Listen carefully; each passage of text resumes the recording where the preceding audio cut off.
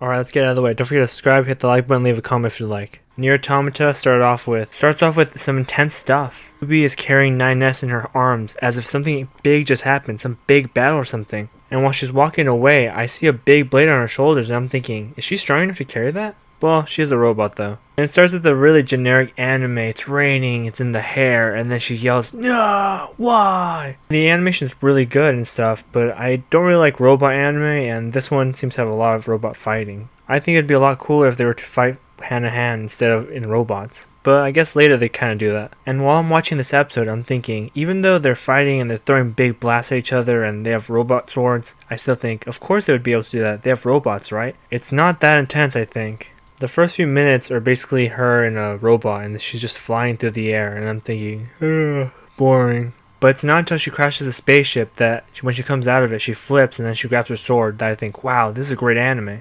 But then again, there's a robot that tells her, hey, there's enemies here, and she says, I know. And she turns around and it's a shadow full of them. And that to me seems too cheesy. I feel like that's been done before. Of course there'd be a lot of them. If there's just a few of them, it wouldn't look as cool. And whoever the creator of the show is, they must really like lips because the bottom lip is pronounced. And I'm thinking, maybe it's because they're supposed to look like humans and so they draw them very realistically. And clearly 9S is the I talk a lot and I try to help you but I'm kind of not as strong as you are. And 2B is the badass with the sword and she kills every monster that she sees. 2B must have been a gymnast or professional acrobatics because somehow she can flip and do badass stuff that looks really cool. And I'm thinking, wow, that's a lot of underwear shots. And most of these cool scenes are probably from the video game cutscenes. Leave a comment down below if they are from the video game because I haven't really played them. But I understand that even though 2B is the one that's fighting, 9S is getting the information from headquarters and trying to do the best that he can to figure out how to defeat this mission and get past this.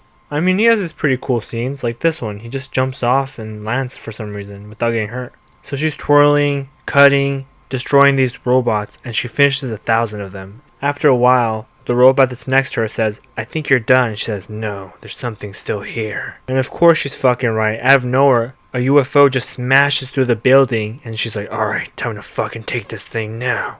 And she's very intelligent too because the robot that only has a hand, she chucks it in the air and grabs it so she can stay up there without falling down. And it turns to be, it's not a UFO, it's more like a pizza cutter with a long arm and it's really sharp, but she can't defeat it because it's really strong and even her robot threw out a big beam and couldn't destroy it at all. And her sword's not gonna fucking do shit to this robot. But luckily 9S saves the day by shooting it with his actual robot and it kills it. But one thing that I didn't get that I wish was more apparent was the first few minutes are from the future and this is the past. It takes about 10 minutes for them to meet. And 2B is trying to find the Goliath class weapon and she doesn't seem to find it. And after that, for about a few minutes, it looks like we're watching a gameplay of this game because she just walks around while he talks to her.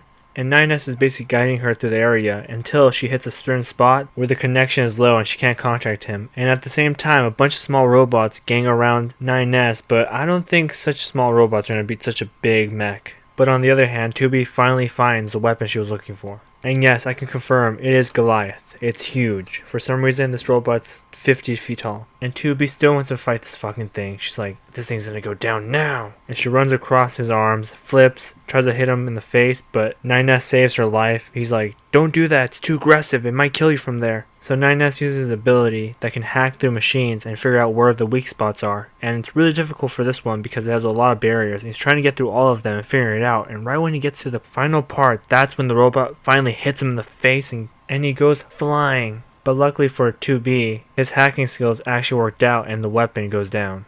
So she goes and looks for him and she does the flip and you're thinking, wow, look at that. They keep showing us this. But this man got knocked out of his robot, went flying, and now he's on the floor crushed. He's just a piece of junk now. And she tries really hard to heal him, but the robot that could help them decides to say, no, we can't help him right now. We have to leave him on the ground while we go and fight this thing. But she really doesn't want to leave him here, but he says, don't think about me too much. Just do what we're meant to do. Fight robots. And of course, because she's a really strong woman, she goes and destroys this thing really easy.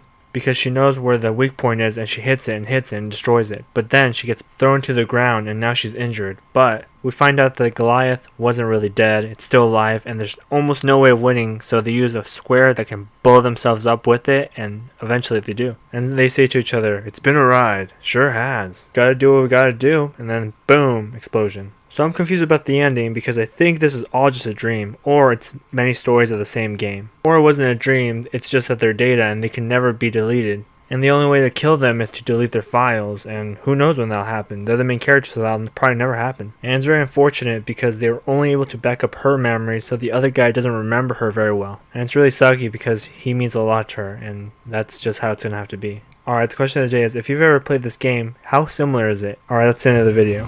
Peace.